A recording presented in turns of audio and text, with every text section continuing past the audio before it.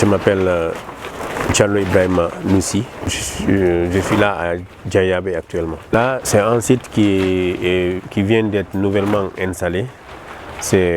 Pour rappel, c'est au mois de Ramadan que tout ce que vous avez vu ici, c'est le 15 Ramadan que ça a été sémi. On n'a pratiqué que 2 spéculations, les concombres et le gombo ici. Maintenant, il y a d'autres sites qui sont en installation qui n'est pas encore fini. Donc, ces sites-là aussi auront leur propre spéculation. C'est-à-dire, au fait, tout ce qui est de la culture maraîchère, on fait dans notre façon de faire la culture avec l'agriculture hors sol. Bon, là, les surfaces, ça dépend des moyens de la personne qui veut installer ou bien des moyens d'investissement que nous, on a obtenus. Mais le minimum de surface, c'est 250 mètres carrés. Ça, c'est un demi-parcelle. C'est le minimum d'espace que nous cultivons ce genre de culture. Mais on envisage aussi d'améliorer beaucoup, par exemple, les familles.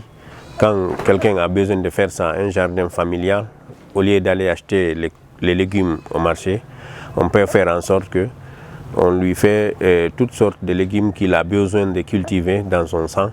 C'est-à-dire à chaque fois qu'il a besoin, il vient juste cueillir et mettre dans le marmite. Nous sommes en train d'élaborer un document comme ça aussi.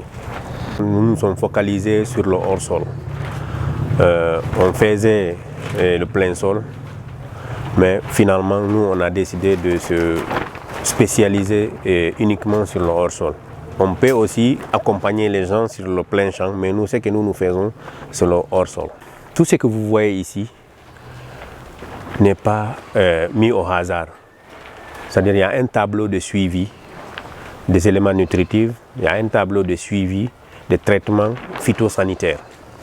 Les traitements phytosanitaires, c'est des traitements qu'on fait à titre préventif pour prévenir les maladies. Maintenant, quand il y a des attaques sévères, on a notre moyen de lutte encore basé sur un document. Parce que chaque maladie, on peut l'identifier et connaître qu'est-ce qu'il faut faire pour lutter contre ce type de maladie quand nous sommes attaqués. Maintenant, si nous ne sommes pas attaqués, nous allons continuer à suivre le tableau de suivi quotidien concernant les traitements phytosanitaires. D'abord, avant de commencer à faire ce type de travail, moi je suis sorti du pays, je suis allé laisser ma famille ici, aller très loin pour faire ce sacrifice de formation. Donc on a suivi tellement de formations concernant la lutte contre les ravageurs quand vous êtes attaqué et à titre préventif aussi comment lutter contre ces ravageurs. Donc les moyens, il y a 2 types. Il y a un type que nous allons ramasser autour de nous pour transformer ça en éléments productifs pour lutter contre ces ravageurs. Il y a aussi des industries fabricants avec qui nous sommes en contact, qui nous fournissent régulièrement quand on a besoin. Nos fertilisants sont 100% biologiques, naturels, basés sur des plantes de chez nous, c'est-à-dire purement organiques. Et même si c'est d'autres industries qui l'ont fait, ils l'ont fait à travers un concept biologique qui va lutter contre les produits chimiques nocifs à la santé qui se trouvent sur le terrain. Donc notre façon de produire, c'est purement biologique. Et notre système d'irrigation aussi, c'est à travers notre système d'irrigation déjà que nous alimentons nos plantes.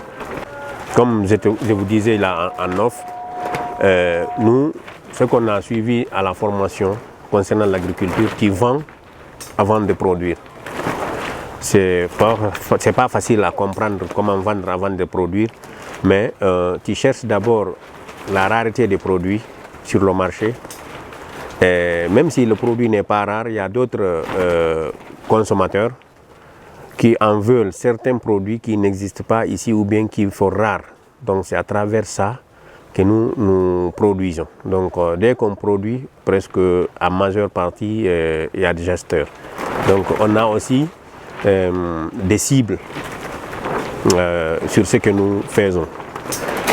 il y a d'autres qui connaissent réellement qu'est-ce qui est biologique en matière de la culture.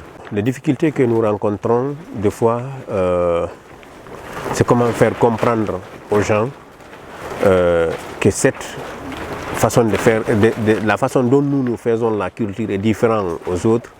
Avant qu'ils n'adhèrent, on a un peu de soucis, comment les convaincre à comprendre la différence entre ces deux produits. Mais dès qu'ils touchent seulement, facilement ils adhèrent. Deuxièmement, l'autre difficulté, c'est le transport. C'est pour une longue distance, forcément avec les fruits et les légumes, si tu n'as pas un moyen de refroidissement au moment du transport, ça va impacter le produit avant la destination. Donc on a ce souci de moyen de climatisation au niveau du transport. Un investissement que tu fais en cet espace, tu as la possibilité de travailler ici pendant 5 ans sans avoir financé encore la même chose. Par exemple, ici, vous avez vu là-bas comment je suis en train de dégager. Et après avoir dégagé, on n'a pas besoin d'autre chose, sauf de venir seulement mettre la graine dedans et attendre que ça pousse. Imaginez si c'était au plein champ, il fallait encore dégager tout, labourer, mettre encore les bions, ainsi de suite. Donc il y a un travail énorme à faire. Et ici, c'est de dégager seulement et recommencer. Tu peux multiplier ça 3 fois dans l'année et multiplier ça 5 fois si tu le veux. Donc, et quel que soit aussi le fonds que tu as investi, rassure-toi que dans un an, tu as, tu as amorti ce que tu as investi dedans. Donc les 4 autres années sont presque des bonus. Notre chiffre d'affaires, ça dépend de la spéculation. Des fois, par exemple, quand il s'agit de la tomate, par exemple, à une surface de 500 mètres carrés, le chiffre d'affaires, on peut aller en tonnage, parce que ça dépend du prix du marché. Maintenant, en tonnage, le minimum, la personne peut gagner jusqu'à 4 tonnes et demi. Donc, 1 tonne et demi en tomate, le prix moins cher est vendu, disons, à 11 millions la tonne. Multiplier ça maintenant par 4 et demi, donc c'est que ça vaut. Donc, le chiffre d'affaires par cycle, c'est ça. 4 tonnes et demi en 500 mètres carrés par récolte. Ça, c'est le minimum. Donc, ça dépend aussi. C'est comme ça aussi sur les piments, c'est comme ça aussi sur le poivron, sur le concombre, ainsi de suite. Ça dépend du rendement au fait que tu as obtenu. Actuellement, nous sommes en train de travailler sur un projet uniquement basé sur la semence. Parce qu'on a trouvé que nous ne sommes pas du tout souverains en matière de la semence. Toutes nos semences viennent d'ailleurs. Donc c'est anormal parce que si toutefois on n'arrive pas à avoir une bonne collaboration avec les fabricants, il arriverait un jour où on ne pourra pas produire. C'est que l'État s'intéresse à ça, parce que je les vois vraiment investir beaucoup. Quand je vois aujourd'hui les gros cylindrés de la refondation verte, je prends ma tête. Pourquoi? Parce que les fonds ne sont pas, je pense, destinés à acheter des gros cylindrés. Les fonds, je pense qu'ils sont destinés à faire l'agriculture.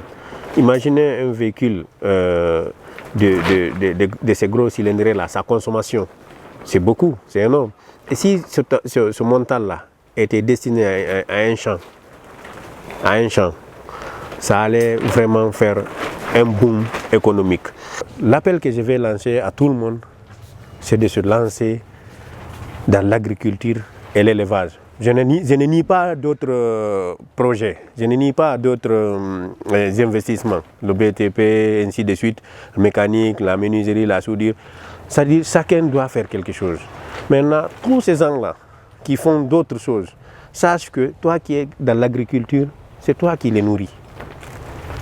Parce qu'on ne peut pas se nourrir sans l'agriculture.